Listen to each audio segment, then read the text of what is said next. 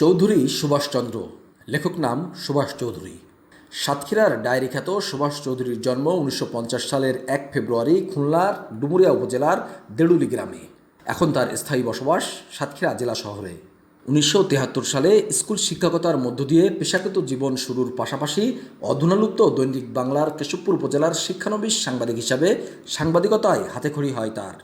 এরপর বিভিন্ন সময়ে তিনি যশোরের দৈনিক স্ফুলিঙ্গ, ঢাকার weekly new nation, the daily new nation ও বাংলাদেশ টাইমসে খণ্ডকালীন রিপোর্টার হিসেবে দায়িত্ব পালন শেষে দৈনিক বাংলার সাতক্ষীরা প্রতিনিধি হিসাবে নিযুক্ত হন।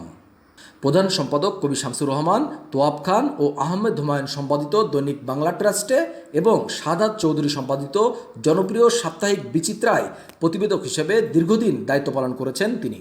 1997 সালে দৈনিক বাংলা বিলুপ্ত হওয়ার পর তিনি 1998 সালে ভোরের কাগজে যোগ দেন। 2005 সালে আবেদ খান সম্পাদিত দৈনিক যুগান্তর ও 2003 সালে সাতক্ষীরা প্রতিনিধি হিসেবে এনডিবিতে যোগ দিয়ে অদ্যাবধি দায়িত্ব পালন করছেন।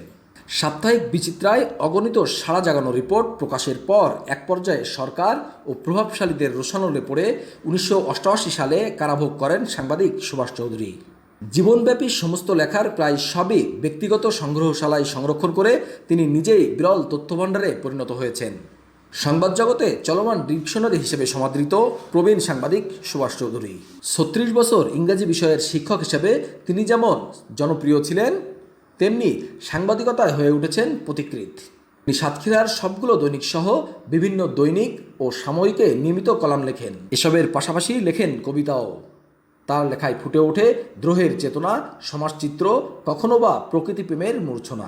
দর্শক, দ্য রাইটার্সের বিশেষ অনুষ্ঠান অন্বেষণে আপনাদের স্বাগত জানাচ্ছি। আমি তানজির কোচি।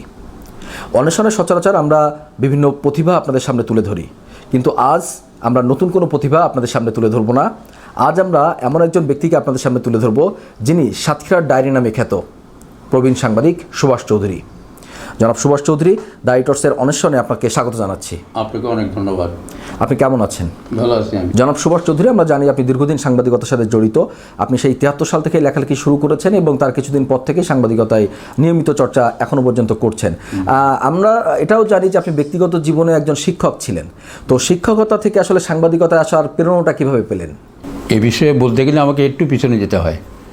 আমি প্রাইমারি স্কুলের শিক্ষা শেষ করে হাই স্কুলে পড়লাম। আমার যে স্কুলটা ছিল ওটা হলো রঘুনাথপুর হাই স্কুল। সেখানে আর্টস ছিল, সায়েন্স ছিল না। আমার গার্জিয়ান বললো তোমাকে বিজ্ঞান নিয়ে পড়তে হবে। তখন আমি চলে গেলাম মিক্সিমিল হাই স্কুলে, সেখানে বিজ্ঞান বিভাগ ছিল। ওখান থেকে পাশ করে এবার আমি চলে গেলাম Khulna Daulatpur BL college. BL কলেজে যখন গেলাম তার আগে থেকে আমার গার্জিয়ানদের, তখনকার দিনে কিন্তু গার্জিয়ানরা তারাই সিদ্ধান্ত দিতেন আমার ছেলে বা মেয়ে কী পড়বেন কী না পড়বেন। এটা কিন্তু আমরা যারা শিক্ষার্থী ছিলাম, ছাত্র বা তাদের সন্তান, তাদের সিদ্ধান্ত কিন্তু সেখানে কার্যকর হতো না। তো যাই হোক, আমাকে বলা হলো তোমাকে সায়েন্স পড়তে হবে এবং তোমাকে মেডিকেলে যেতে হবে। আমি ইন্টারমিডিয়েট পাস করলাম, ডিগ্রি পাস করলাম 73-তে। পাস করার আগে, অর্থাৎ ইন্টারমিডিয়েট পাস করেই আমি তখন মেডিকেলে ইন্টারভিউ দেওয়ার চেষ্টা করলাম। আমি বরিশাল এবং সিলেট মেডিকেল কলেজে ইন্টারভিউ দিলাম, কিন্তু দুর্ভাগ্যবশত কোথাও চান্স পাইনি। চান্স না পাওয়ার পরে আমি ফিরে এলাম। ফিরে আসার পরে আমি আবার বিএল কলেজে ভর্তি হলাম। ওখানে ডিগ্রি পাস করার পরে 1973 সালে সেটা আমি পাস করবার পরে এবার আমি তখন তো মোটামুটি বেকার। পাস করার পরে তো মানুষ কেউ বসে থাকতে চায় না বা গার্জিয়ানও চায় না বসে যাও, কিছুটা করুক। আমি তখন চলে গেলাম, আমার বোনের বাড়ি হলো যশোরের কেশবপুরে। আমার দাদাবুর ওখানে থাকতাম। থাকার পরে ওখানে যে দেখি দুই ভদ্রলোক, তারা খুব দৌড়াদৌড়ি করে কাজ করে। একজন সংবাদ আর একজন ইত্তেফাক। তো তারা, একজনের হচ্ছে শামসুজ্জামান সংবাদের, আর একজনের দেবজ্যোতিধর বুলু, উনি ইত্তেফাকের। তো তাদের সঙ্গে আমার পরিচয় হলো। ওনারা বললেন যে দাদা আপনি তো আমাদের সঙ্গে যোগ দিতে পারেন। কীরকম? বলে এখানে দৈনিক বাংলায় কোনো লোক নাই, কিন্তু আপনি মনে করেন দৈনিক বাংলা করতে পারেন। আমার খুব উত্তম প্রস্তাব। তখন আমি এক কাজ করলাম, আমি দেখলাম ঠিক আছে দৈনিক বাংলা শুরু করি। আমি খুব ভয়ে ভয়ে শুরু করলাম 73-4 দিকে। ভয়ে ভয়ে মানে তখন ছোটোখাটো নিউজ, ছোট্ট ছোটো নিউজ দিতে লাগলাম। অল্প 2-4 কথা নিউজ ছাপা হতো। হঠাৎ করে তখন আপনার জানা কথা, ওই সময় বাংলাদেশে ওখানে কিন্তু লবণের একটা কৃত্রিম সংকট ছিল। এই সংকট এত তীব্র ছিল যে এখানে আমরা লবণ কিনে খেয়েছি সেই সময় 48-50 টাকা করে কেজি ধরে। ওই সময় ইন্ডিয়া থেকে প্রচুর লবণ আসতো, সেটা আমরা কিনতাম। গভর্নমেন্ট এটাকে ব্যালেন্স করার জন্য গভর্নমেন্ট কিন্তু ডিলারশিপের মাধ্যমে লবণ দেওয়া শুরু করলো। তো লবণ যখন দেওয়া শুরু করলো তখন ওই লবণের কেশবপুর একজন ডিলার উনি কিন্তু চরম দুর্নীতি করলো এবং খুব বেচাকেনা করে মানে অনেক ধরনের দুর্নীতি করার অনিয়ম করার পরে এর উপরে আমাকে কেউ কেউ উৎসাহিত করলে রিপোর্ট করেন। আমি রিপোর্টটা কিন্তু করলাম। রিপোর্ট করে পরদিন দৈনিক বাংলা ছাপা হলো, সংবাদদাতা হিসেবে, নিজস্ব নয়। ছাপা হওয়ার পরে এইবার আমার উপর প্রচণ্ড কোপ। দেখি আমাকে তো মারধর করে, যা তো অবস্থা, বহু লোকজন। আবার আমার পক্ষের লোক দেখলে আরও বেশি, তারা বললো আপনি আরও করতে হবে আপনার। এরপর ওই ডিলার কিন্তু গ্রেপ্তার হয়ে গেল এবং তার শাস্তি হলো ইত্যাদি। যাই হোক, এখান থেকে আমার শুরু মূলত। এরপর আমি একটা পজিটিভ রিপোর্ট করতে গেলাম, তখন বন্যপ্রাণী নিধন আইন পাস হয়নি। ওই সময় কেশবপুর অঞ্চলে কিন্তু প্রচুর হনুমান পাওয়া যায়, হনুমান এখনও পাওয়া যায়। তো হনুমানের উপরে আমি যেটা তথ্য নিয়ে জানলাম, হনুমানের কিডনির চাহিদা রয়েছে বিদেশে। আমি একটা রিপোর্ট করলাম, ওইটা দৈনিক বাংলার ব্যাক পেজে ফিচার পাঠায় ছাপা হলো। ছাপা হলে পর দৈনিক বাংলাতে আমাকে যোগাযোগ করে এটা কে, তখন বললো ঠিক আছে তাকে একটু ডাকো। আমি গেলাম, আমি দৈনিক বাংলার অফিসে গেলাম কিছুদিন পরে। যাওয়ার পরে আমি বললাম যে আমার স্টেশন হচ্ছে যশোরের কেশবপুর। আমি সত্য কথাই বললাম। তো বললো না, আমরা কোনো থানা হেডকোয়ার্টারে তো কোনো লোককে দিতে পারি না। আপনি যদি মহকুমা হেডকোয়ার্টারে যেতেন অথবা জেলায়, তাহলে আমরা চিন্তা করতে পারতাম। তাহলে ঠিক আছে দেখি। আমি ওখান থেকে ব্যর্থ হয়ে চলে এলাম, অর্থাৎ আমি দৈনিক বাংলার কোনো অ্যাপয়েন্টমেন্ট পেলাম না পেয়ে চলে এসে বাড়ি আসতেই আমরা একটা প্রপোজাল পেলাম স্কুলে চাকরির। আমি এবং আপনাদের কাকিমা দুজনে দুটো স্কুলে, একটা হচ্ছে কুমিরা গার্লস স্কুলে, উনি অ্যাসিস্ট্যান্ট মিস্ট্রেস, পরবর্তী হেডমিস্ট্রেস হলেন, আর আমি পাটলাটি স্কুলের ইংলিশ টিচার হিসেবে দুজন অ্যাপয়েন্টমেন্ট পেলাম এবং সেখানে চাকরি শুরু করলাম।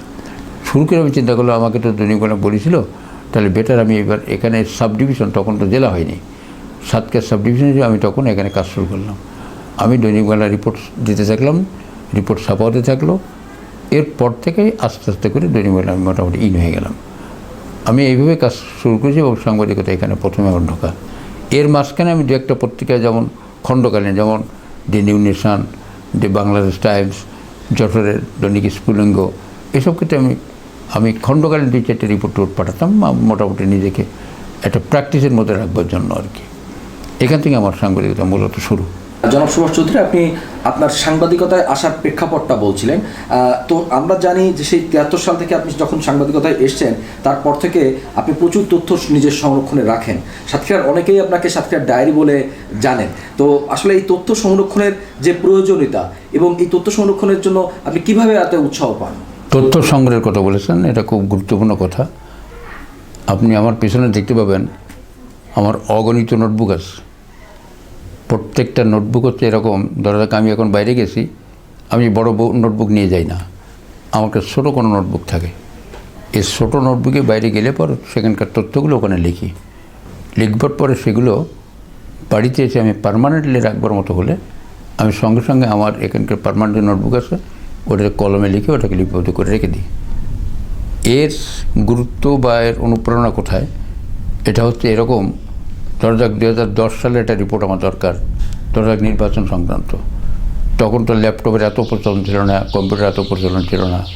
এটা যদিও নতুন প্রযুক্তি হয়েছে পরবর্তীতে, তারপরও আমার মনে হতো এই তথ্যগুলো যাতে সঙ্গে সঙ্গে আমি পাই, তার জন্য নোটবুকে তারিখ দিয়ে এক একটা সিরিয়াল নিয়ে আমি রাখতাম। রেখে উপরে ইম্পর্টেন্ট কিছু থাকলে হয়তো ওটা লেখা থাকতো যে ক্রস ফায়ার বৃত্তান্ত, এরকম হয়তো কিছুটা থাকতো। কোনো এটা হয়তো নির্বাচন সংক্রান্ত, কোনো ক্ষেত্রে হয়তো ফতোয়া সংক্রান্ত, কোনো ক্ষেত্রে চোরাচালান সংক্রান্ত, বিভিন্ন বিষয়ের উপরে হেড করা থাকতো। ভিতরে অনেক কিছু আছে, তার মধ্যে ওইটা আমি যাতে সঙ্গে সঙ্গে খুঁজে পেতে পারি, এইটা আমি রাখছি এই জন্যে যে আমার কাজ করতে গেলে আমার তথ্য দরকার হয়, আমার তথ্য অনেকে জানতে চায়। এই মুহূর্তে আজকে সকালে একজন জিজ্ঞেস করেছে প্রাইম মিনিস্টার আইলার পরে কয় তারিখে এখানে আসছিল। আমার এরকম বেশ কিছু তথ্য কিন্তু মুখস্থ আছে। আমি সঙ্গে সঙ্গে বললাম উনি 2010 সালের 23 জুলাই সাতক্ষীরার নকিপুর, অর্থাৎ শ্যামনগর নকিপুর হাইস্কুল মাঠে এসে ভাষণ দিয়েছিলেন। উনি করে জেনে নিলেন। এটা আমাকে অনেক আমার সহকর্মীরা জিজ্ঞেস করে, এগুলো আমার দিতেও ভালো লাগে। আমি সেখান থেকে অনুপ্রেরণা পাই, যেটা আমাকে জোগাড় করে রাখার অর্থ হচ্ছে আমার নিজেকে সমৃদ্ধ করার। এখন তো বলা হয় যে তথ্যই কী বলে জানো, ইনফরমেশন ইজ পাওয়ার, এটা বলা হয় আর কি। আমি সেই পাওয়ার বলতে চাই না, কিন্তু ইনফরমেশন জোগাড় করে রাখা আমার অত্যন্ত গুরুত্বপূর্ণ বলে মনে হয়। আপনারা মনে রাখবেন আমি এখন যেটা করি, দুটো ডিভাইসে কাজ করি। একটা হচ্ছে ল্যাপটপে থাকে, একই সঙ্গে আমার হার্ড কপি তৈরি করে থাকে। হার্ড কপিগুলো আমি লিখে এক একটা ফাইলে করে রাখি, যেগুলো ইম্পর্ট্যান্ট। নন ইম্পর্ট্যান্ট কোনো বিষয়ের উপর লিখলাম সেটা কিন্তু হার্ড ফাইল করে রেখে দিই, যাতে করে আবার ইজি হয়। ল্যাপটপ সুবিধা হলো না, ওইটা দেখে নিলাম। এভাবে আমার তথ্য সংগ্রহের আমার ইয়েটা এখান থেকেই, এবং এই জন্য আমি চেষ্টা করছি, আগামীতে চেষ্টা করে যাবো এই তথ্য সংগ্রহ করার। কারণ আমি নিজেকে একটা ভান্ডার হিসেবে গড়ে তুলতে চাই, এটা আমার আগ্রহ আছে। জনাব সুভাষ চৌধুরী, আপনি দীর্ঘদিন ধরে সাংবাদিকতা করছেন। বর্তমান সময়ে সাংবাদিকতা আরও বিকশিত হচ্ছে এবং আরও চ্যালেঞ্জিং হয়ে উঠছে। তো এই যে বিকাশ, এই বিকাশের ফলে সাংবাদিকতার মান কি আরও উন্নত হচ্ছে, নাকি বিপরীতে মান আরও কমে যাচ্ছে? আপনি কি মনে করেন? আপনি যেমনটি বলছিলেন যে সাংবাদিকতার বিকাশ, এই বিকাশটা আমাকে অনেকটা আন্দোলিত করে, আমার অনেকটা সন্তুষ্টি যোগায়, এটা সত্য। কিন্তু এই বিকাশের মধ্যে দিয়ে আমি অনেক কিছু দেখেছি যে সাংবাদিকতার নামে এখন সমাজে যে অনিয়মের কাজগুলো আমরা করছি আমাদের কিছু কিছু লোকজন, এইটা খুব খারাপ পরিস্থিতি চলে আসছে এবং মানুষ এটাকে পছন্দ করছে না। আমি সাংবাদিক, আপনি সাংবাদিক, আরেকজন সাংবাদিক, সবাই সাংবাদিক। আমি লেখাপড়া জানি না, আমি সাংবাদিক। আপনি লেখাপড়া জানেন, আপনি সাংবাদিক। আমাকে নিয়ে সমালোচনা হবে, এই লোকটা লেখাপড়া জানে না, কিছুই নাই, কী ব্যাপার, কীরকম সাংবাদিকে? আমি একটা কার্ড ঝুলিয়ে ঘুরে বেড়াচ্ছি। এই সাংবাদিকতা কিন্তু মানুষ চায় না, এই বিকাশ কিন্তু আমরা চাই না। এখন আপনারা বলবেন যে যেহেতু প্রিন্ট মিডিয়া ছিল একসময় প্রধান, তারপর তো ইলেকট্রনিক মিডিয়া আসলো, টিভি, এখন যেটা আসছে অনলাইন। আপনি দেখবেন ঘরে ঘরে অনলাইন সম্পাদক হয়েছে। এই সম্পাদকদের যদি আপনি যদি তাকিয়ে দেখেন, তাহলে দেখতে পাবেন ব্যাকগ্রাউন্ড দেখেন, তার লেখাপড়া জানার চেষ্টা করেন, তার একাডেমিক সাইড থেকে তার সামাজিক অবস্থানটা দেখেন। এইভাবে তিনি একটা পত্রিকা অনলাইনে বের করে হঠাৎ করে আপনার ভিতরে একটা কুৎসাল রচনা করে দিল, প্রতিবাদ দিলেন আপনি, পরদিন ওটা ডিলিট করে দিল, দিয়ে আবার একটা নতুন কিছু করলো। এইটা তো সাংবাদিকতার বিকাশ বলা যায় না, এটা তো সাংবাদিকতার উৎকর্ষ সাধিত হয় না, এটা সঠিক সাংবাদিকতা হয় বলে আমি মনে করি না। তো সাংবাদিকতা বিকশিত হয়েছে, এটা অত্যন্ত প্রীতিকর বিষয়। বাংলাদেশে অনেকগুলো টেলিভিশন এখন অন এয়ার, অনেক টেলিভিশন সেগুলো সরকার উদারভাবে মোটামুটি ছেড়ে দিয়েছেন। আর পত্রিকা এখন আগে যে সমস্ত কথাগুলো আমরা লিখতে পারতাম না, এখন কিন্তু পত্রিকা অনেক কিছু লিখতে পারি। এখন ধরো সরকারের সমালোচনা করা যায়, গঠনমূলক সমালোচনা করা যায়, তারপর বিরোধী দলের সমালোচনা করা যায়, গঠনমূলক সমালোচনা করা যায়, সব কিছু আমরা করতে পারি। সেদিক দিয়ে আমি মনে করছি সাংবাদিকতার বিকাশ ঘটেছে। কিন্তু এই বিকাশের নামে এর অভ্যন্তরে যে কাজগুলো হচ্ছে, এইটাকে আমি পছন্দ করি না এবং সমাজ এটাকে মেনে নিতে চায় না, প্রশাসন মেনে নিতে চায় না, সরকার মেনে নিতে চায় না, যার জন্য এদের কারণে কিন্তু বিশৃঙ্খলার সৃষ্টি হয়। এটা হচ্ছে আমার ধারণা প্রাথমিকভাবে। তবে এই বিকাশটিকে ধরে রাখতে গেলে এখন সাংবাদিকদের মোটামুটি শৃঙ্খলার মধ্যে আনতে হবে।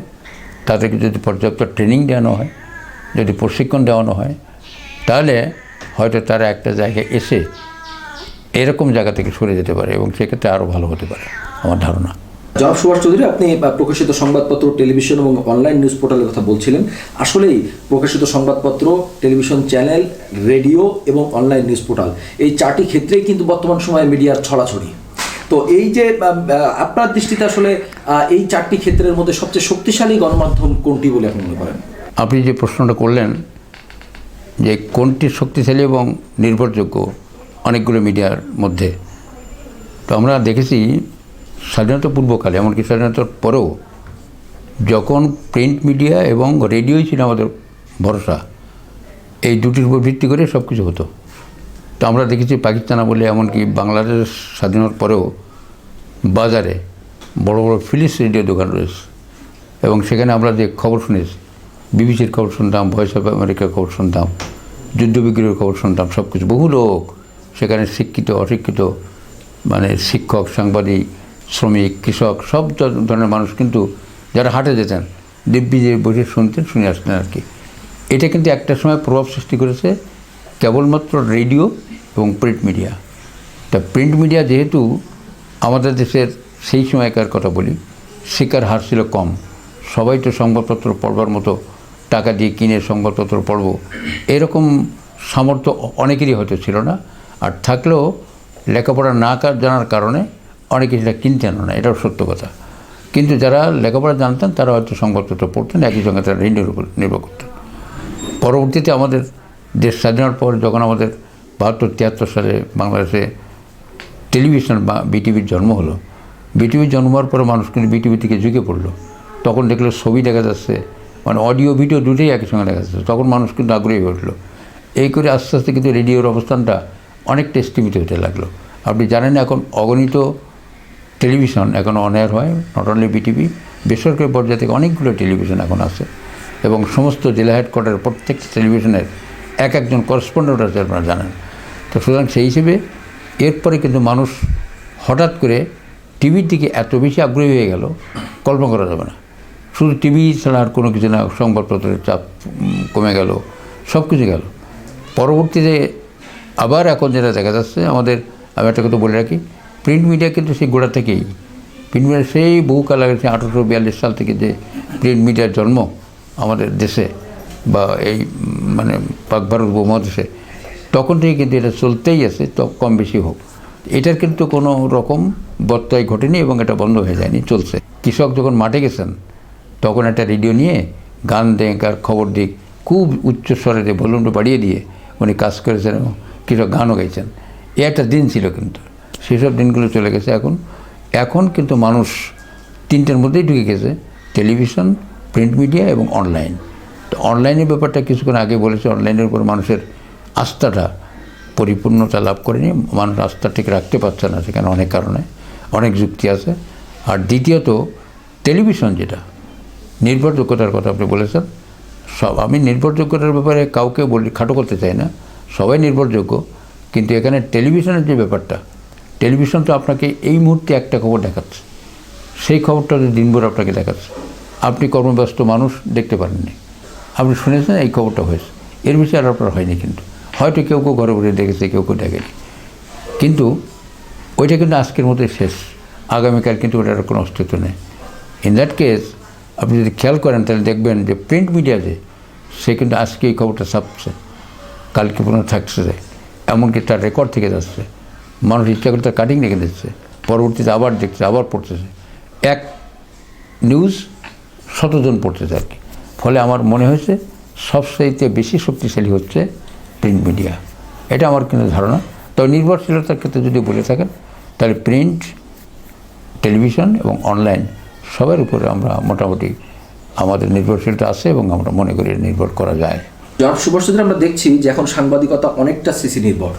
এখন সাংবাদিকতায় আসছেন অনেকে, কিন্তু তারা লিখছেন কম। আবার আমরা এটাও লক্ষ্য করছি যে সাংবাদিকরা এখন সমাজের সমস্যার সম্ভাবনা তুলে ধরার চেয়ে নিজেদের প্রচারে বেশি ব্যস্ত হয়ে যাচ্ছেন। এই বিষয়টাকে আসলে আপনি কীভাবে দেখছেন? আপনার প্রশ্নটা খুব চমৎকার। আমরা যারা সংবাদপত্রের সঙ্গে জড়িত সংবাদকর্মী, তারা কিন্তু সিসি নির্ভর বিষয়টা আমরা বুঝি, কিন্তু যারা এর সঙ্গে জড়িত নন তারা হয়তো এটা বুঝতে একটু তাদের কষ্ট হবে। সিসি হচ্ছে এরকম, ধরো আপনি একটা রিপোর্ট লিখলেন, আমি বললাম যে তানজির সাহেব আমাকে রিপোর্টে দেবেন, হ্যাঁ দেবো, আপনি আমাকে সেন্ড করে দিলেন। আমি কী করলাম, আমি নিচে আপনার তানজিরের নামটা ডিলিট করে দিয়ে আমি লিখলাম সুভাষ চৌধুরী। এইটা হচ্ছে সিসি, অর্থাৎ কার্বন কপি করা। আপনি যা পাঠালেন আমি একই জিনিস পাঠালাম, এতে তো সাংবাদিকতার বিকাশ ঘটল না। এতে তো আর আমি যে কোনো কিছু করেছি, আমি যে আমার মধ্যে যে কোনো সৃজনশীলতা থাকতে পারে, কোনো ক্রিয়েটিভ দৃষ্টিভঙ্গি থাকতে পারে, ক্রিয়েটিভ আরও কিছু তথ্য অ্যাডিশন থাকতে পারে, তা কিন্তু হলো না। আপনি যেটা করেছেন আমি সেটাই করেছিলাম। এই যে কাজগুলো, এই কাজগুলো আসলে আমাদের সাংবাদিকরা এখন বেশিরভাগ ক্ষেত্রে তাই করছেন। বয়স কম বেশি বিবেচনা থেকে আমি যদি যাইও তো দেখবো বেশিরভাগ সাংবাদিক আমরা এই কাজগুলো করতেছি।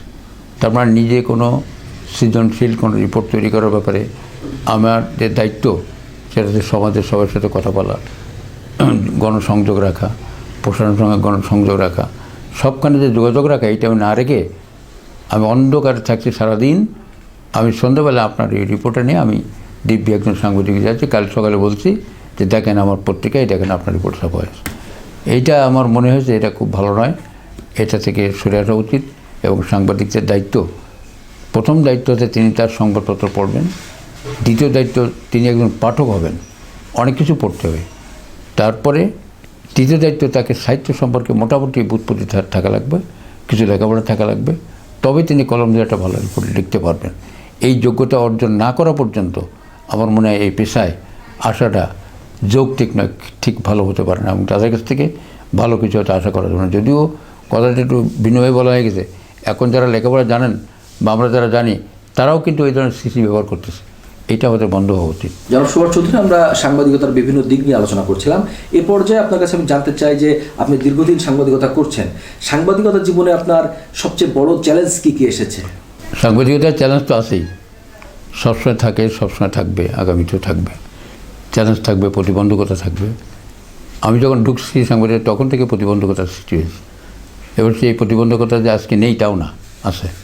এটা সবার ক্ষেত্রে থাকে, যারা কাজ করেন তাদের থাকে, পেশাদার সাংবাদিক যারা। আমি উল্লেখযোগ্যভাবে যদি আপনি বলেন, আমি বলবো আমি বিচিত্রায় লিখতাম, সাপ্তাহিক বিচিত্রা অত্যন্ত প্রভাবশালী পত্রিকা এই উপমহাদেশের। এই বিচিত্রা আমার একটা রিপোর্ট ছাপা হয়েছিল 1988 সালে, সাতক্ষীরা ইসলামপুর চরের লাঠিয়াল বাহিনীর সন্ত্রাস। এইটা ছাপাওয়ার পরে আমার জীবন বিপন্ন হওয়ার মতো হয়েছিল। আমাকে অনেকেই বলেছিল যে আপনার প্রশাসন ক্ষিপ্ত, ডিসি খেপা, এসপি খেপা, পুলিশ খেপা, এমনকি প্রভাবশালী যারা তারাও খেপা, যাদেরকে আপনি রিপোর্ট করেছেন তারাও ক্ষিপ্ত, আপনি খুব সাবধান। এটা আমার শুভাকাঙ্ক্ষী যারা তারা কিন্তু আমাকে বলেছিল। আমি তখন এই বিষয়টা অনেকের সাথে শেয়ার করলাম। শেয়ারটা করার পরে আমি দেখলাম মোটামুটি কীভাবে মোকাবেলা করা যায়। আমি আসছি ঠিক মতো, আমাকে তারা বললো যে আপনি হুঁশিয়ার হন। হঠাৎ করে আমি মাস 5-6 মধ্যে গ্রেপ্তার হয়ে গেলাম। গ্রেপ্তার হলাম, একটা ইস্যু ধরে আমার গ্রেপ্তার করা হলো। আমি ডিটেনশনে থাকলাম যশোর জেলখানায়, কেন্দ্রীয় কারাগারে 5.5-6 মাস মতো। আমি ছিলাম, আমার সহকর্মী সাংবাদিক অধ্যক্ষ আনিসুর রহিম ছিলেন, সহকর্মী সাংবাদিক যেন বাবুল কালাম আজাদ ছিলেন, রিক্সাওয়ালা আব্দুল সাত্তার ছিলেন, আমাদের প্রয়াত কমরেড ন্যাপ নেতা জনাব কাজী সাইদ ছিলেন। এরকম অনেকেই কিন্তু এখানে আমরা ছিলাম। আমরা সব বেরিয়ে আসলাম পরে আর কি। তো এইটা ছিল আমার একটা বড় ধরনের আঘাত। এবং আমার একটু বলতেই হয়, যে সময়টা আমি আটক, সেই সময় আমার ফাদার এক্সপায়ার করে।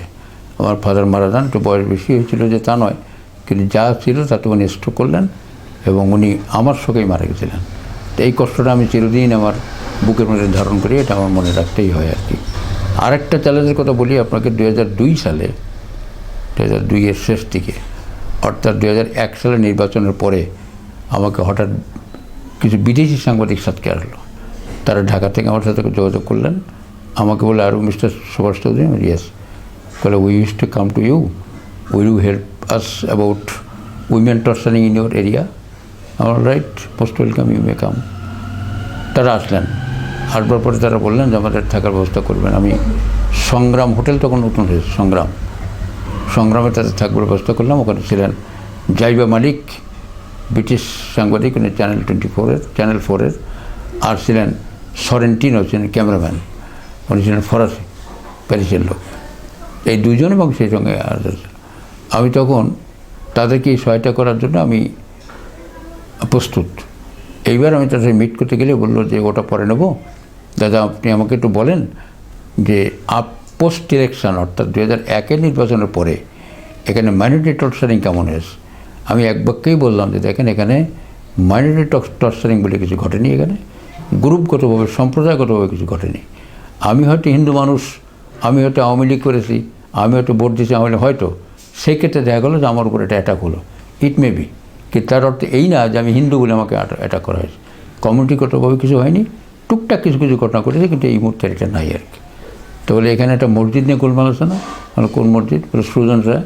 বলে হ্যাঁ, একটা মসজিদ নিয়ে গোলমাল আছে, ওখানে একটু যাওয়া যায়, সেখানে যাবে, অসুবিধা নেই। আমি গেলাম। সেখানকার কাহিনীটা এরকম, একটা মসজিদ, ওখানে একটা মন্দির আছে, ওই মন্দিরের সুজন রায় তালাবুদের মধ্যে, ওই মন্দিরের গায়ে আমাদের কিছু লোকজন তারা চায় যে ওখানে পাশে হিন্দুদের এত জায়গা লাগবে কেন, আমরা কিছুটা জায়গা নিয়ে এখানটা মসজিদ করবো, পাঞ্জেগানা মসজিদ। তো তখন একজন আওয়ামী লীগের নেতা, উনি মারা গেছেন, ওনাকে গুলি করে হত্যা করা হয়েছে পরে। ওই ভদ্রলোক উনি আপত্তি করলেন, বললেন তো আমরা পাঞ্জেগানা মসজিদ করে ভালো কথা, তাহলে আমরা আলাদা জায়গা কিনে কিনি, হিন্দুরা তাদের ব্যবসা করে, তাদের ধর্মীয় উৎসব পালন করেন, সেখানে আমরা কেন যাচ্ছি, তাদের জমি নিয়ে কেন টানাটা করবো, বেটার আমি জমি দেবো, দরকার আমি 5 কাঠা জমি কিনে দেবো সেখানে। কিন্তু এদের বক্তব্য তা হবে না, এখানে নিতে হবে। এইটা নিয়ে বসা হলো, গোলমাল হলো, অনেক কিছু হলো। অ্যাডমিনিস্ট্রেশন কিন্তু সরাসরি ওই এদের পক্ষে থাকেনি, অর্থাৎ মসজিদ করার পক্ষে কিন্তু তারা থাকেনি। যাই হোক, ওখান থেকে কিছু বক্তব্য নিয়ে এবার আমরা থানায় গেলাম। থানায় যেয়ে আমি যখন ওদের সাক্ষাৎকার তারা নিচ্ছেন, তার সাক্ষাৎকারের সময় তাকে দেখলাম তাদের একটা বিষয় মনের মধ্যে কাজ করতেছে, এটা আতঙ্ক। এবং সেটা হচ্ছে ওরা যেটা বলছেন ইসলাম ইন বাংলাদেশ, বাংলাদেশ ইসলাম কেমন, এইটা নিয়ে তারা কাজ করে। আমি কিন্তু আগে বুঝতে পারিনি। তো আমি ইসলাম ইন বাংলাদেশ যখন বলতে গেছে, মানে যদিও মুখে বলেনি কিন্তু তাদের দৃষ্টিভঙ্গি বুঝেছি, আমি তখন চিন্তা করি এটা নিশ্চয়ই একটা খারাপ দিক হতে পারে।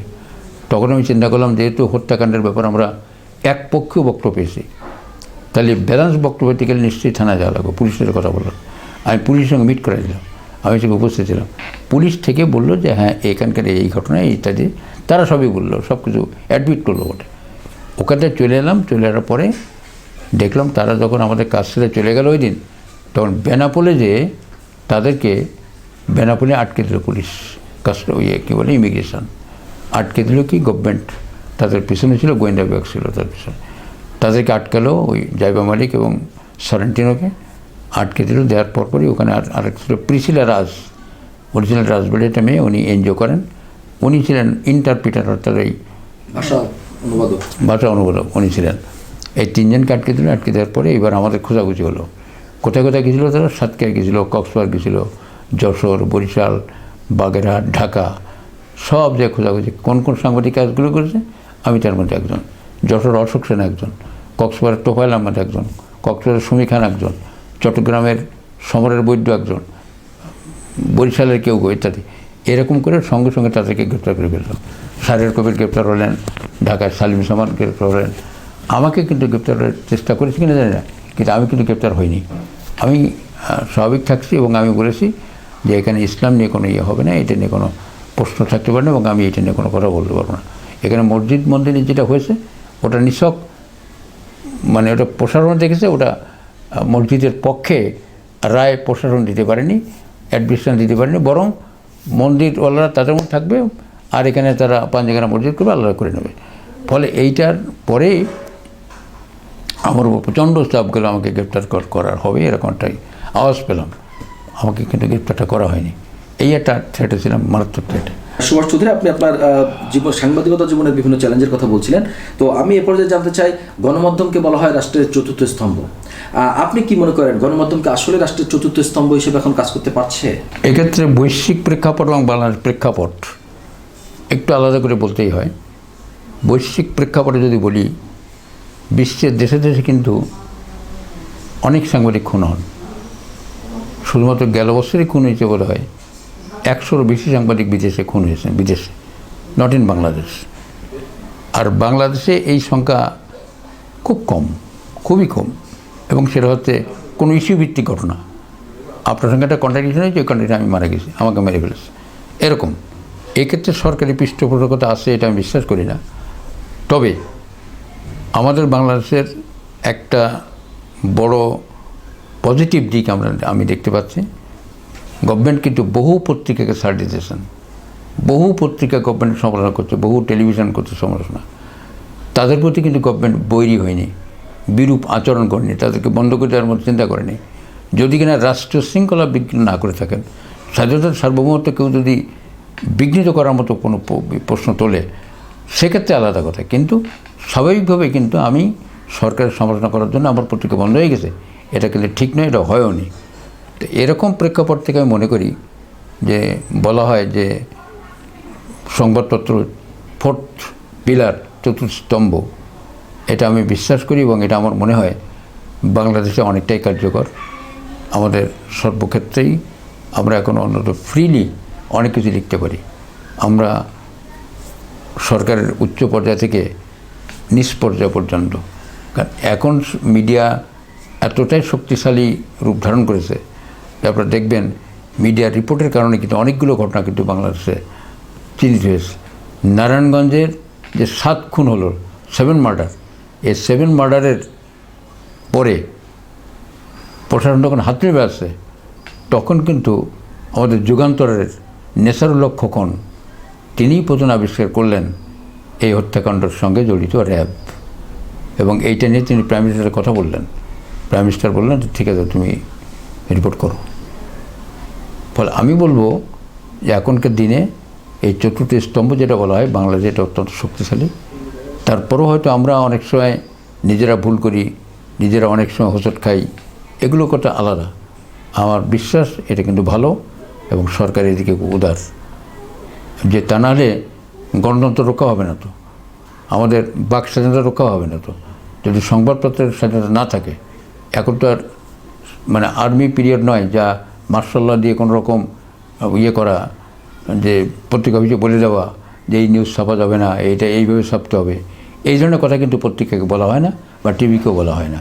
তবে টেলিভিশন এবং প্রিন্ট মিডিয়া তাদের নিজস্ব দায়িত্ব আছে, তারা দেশের স্বাধীনতার সার্বভৌমত্ব, দেশের শৃঙ্খলা বজায় রেখে এই দিকটির উপরে যথেষ্ট সম্মান দেখিয়ে তারপর তারা রিপোর্টিংগুলো করেন, যার জন্যে তারা কোনো সমস্যার মধ্যে পড়ছে না বলে আমার ধারণা।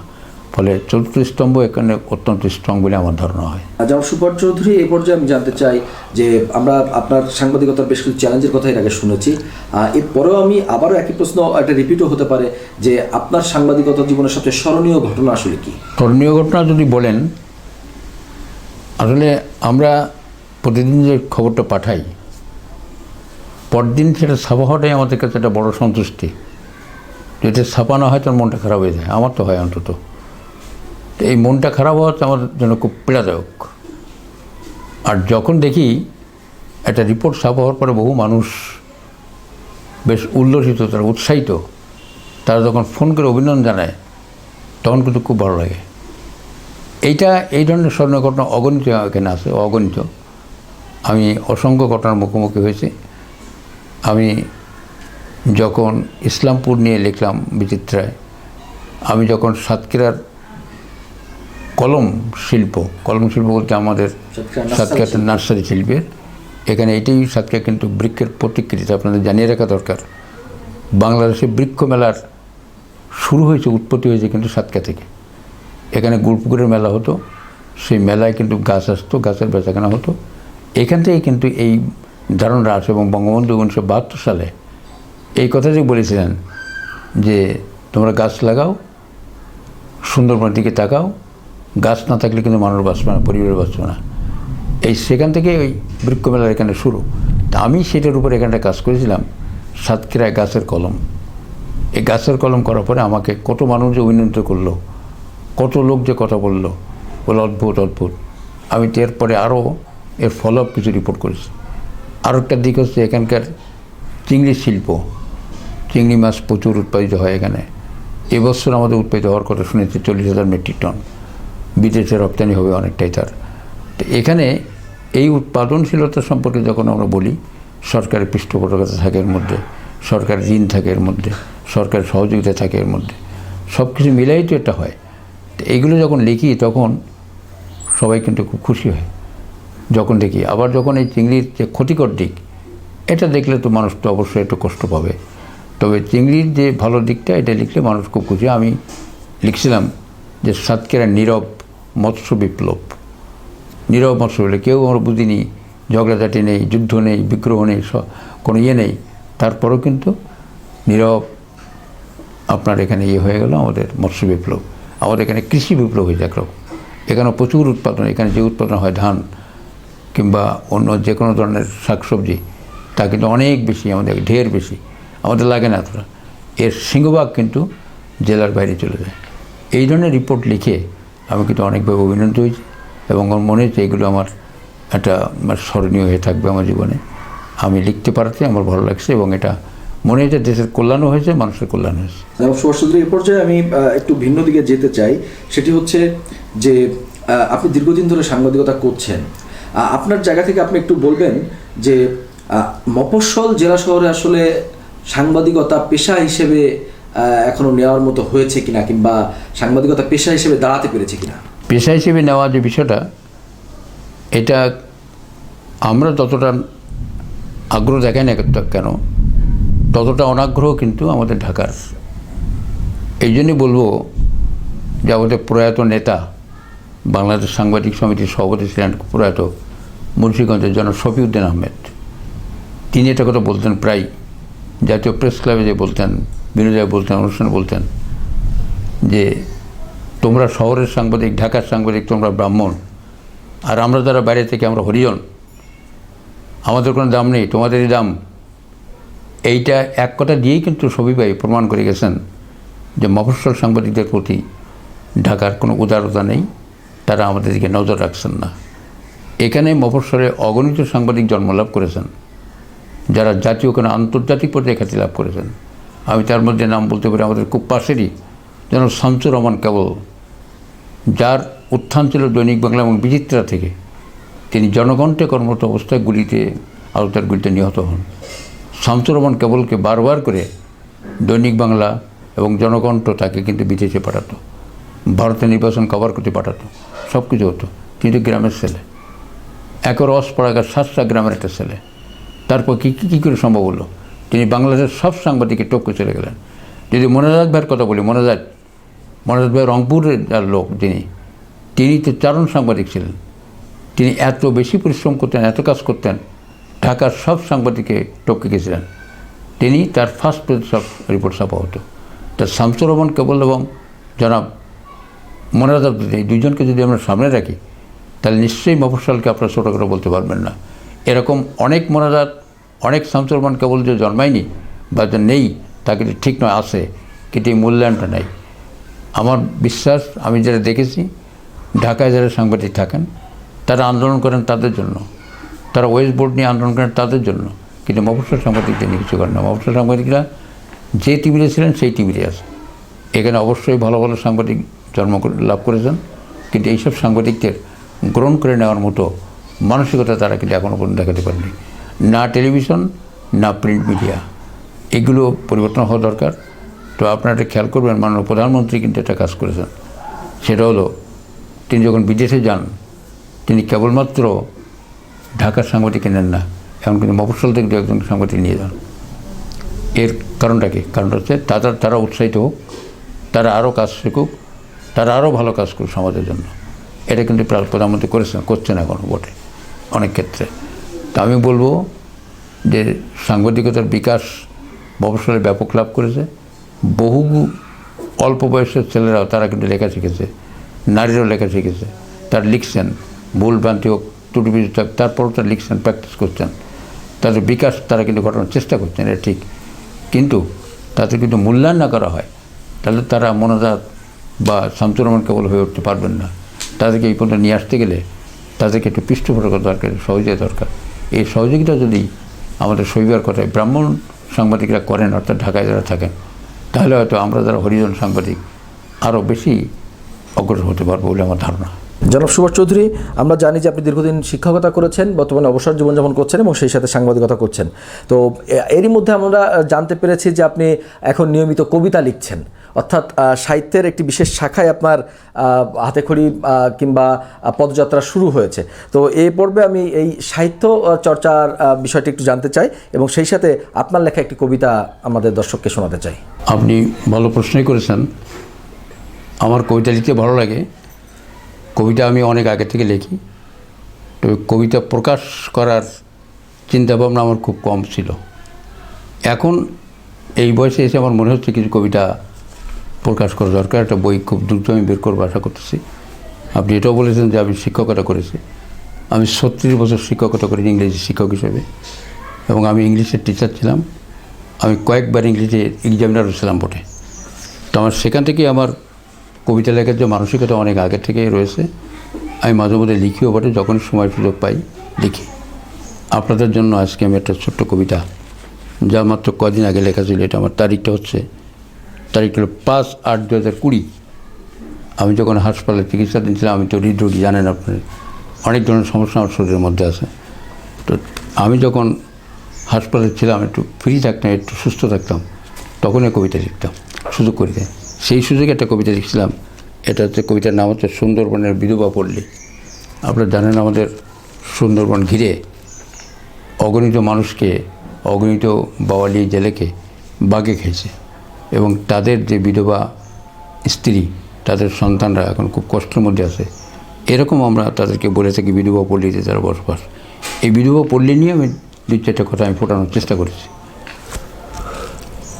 কবিতার নাম হচ্ছে সুন্দরবনের বিধবা পল্লী। চোখের জলে ভিজে আছে কবর শ্মশানগুলো, চাল নেই ডাল নেই জলে না তাই চুলো, ছেলেপুলের জামা নেই শীতে কষ্ট পায়, মার পরনে কাপড় নেই ঘরের চালে পাতা নেই। এমন পল্লী বন ঘিরে বিধবারা হাহাকার করে। বনে গেল স্বামী আমার, বলে গেল সবুর করো, টাকা এনে শাড়ি কিনবো, ছেলেপুলের জামা কিনবো। পরদিন সকালে শুনি বাঘে খেয়েছে তারে, এ খবর শুনেই তো হার্টফেল করে মরে। বৈধব্যের জীবন শুরু, এই জীবনের শেষ কোথায়? বলেছিল তেল মেখো না, কপালে টিপ দিও না, খালি পায়ে থেকো তুমি, শুচি শুভ্র হয়ে চলো। সেই পা রয়েই গেল, সিঁদুর ছাড়া কপাল থাকলো। হাতে তার শাখা নেই, এই জীবনের শেষ নেই। বন জাগে দেশ জাগে, জাগে বিধবা পড়লি, সবাই কাজে বনে ছোটে, মাটির ঝুড়ি কাকে ওঠে। রাস্তার কাজ করে বিধবার জীবন থেকে হারিয়ে গেল, স্বামী ছেলে হারিয়ে পথ হারালো নিজের। নজর পড়ে শয়তানদের, কেউ অ্যাসিড মারে, উত্ত্যক্ত করে পথে ঘাটে, বিধবার হাতে ঝাঁটা। এই শালা দেখবি বেটা, মুখে তোর সাই, নিশ্চল পথের পাথর যেন বিধবা পল্লীগুলো, কবর শ্মশানগুলো হাতছানি দেয়। অসাধারণ। আপনি আপনার দীর্ঘ সাংবাদিকতা জীবনে যেমন সাধারণ মানুষের সুখ দুঃখের কথা তুলে ধরেছেন, আপনার কবিতাতেও ঠিক তেমনিভাবে আমাদের সুন্দরবন অঞ্চলের মা বোনদের কথা ফুটে উঠেছে। জনাব সুভাষ চৌধুরী, আমাদের দ্য এডিটর্সকে সময় দেওয়ার জন্য আপনাকে অসংখ্য ধন্যবাদ। আপনাকেও অনেক ধন্যবাদ। দ্য এডিটর্স আমার বাড়িতে আসছেন, আপনারা সবাই আসছেন, আমার বক্তব্য শুনেছেন, এবং এই বক্তব্যগুলো রেকর্ড করে যদি সমাজে ছড়িয়ে দেওয়া যায়, তাহলে হয়তো বা কিছুটা হলেও মানুষের ধারণা পাল্টাবে, একটা অভিজ্ঞতা হবে। ধন্যবাদ আপনাদের। আপনাদেরকেও ধন্যবাদ দিতে চাই দ্য এডিটর্সের সঙ্গে দীর্ঘক্ষণ ধরে আমাদের এই প্রোগ্রাম দেখার জন্য। আজ এ পর্যন্ত। আগামীতে অন্বেষণের নতুন কোনো পর্ব নিয়ে আপনাদের কাছে ফিরব। সে পর্যন্ত ভালো থাকবেন দ্য এডিটর্সের সঙ্গে।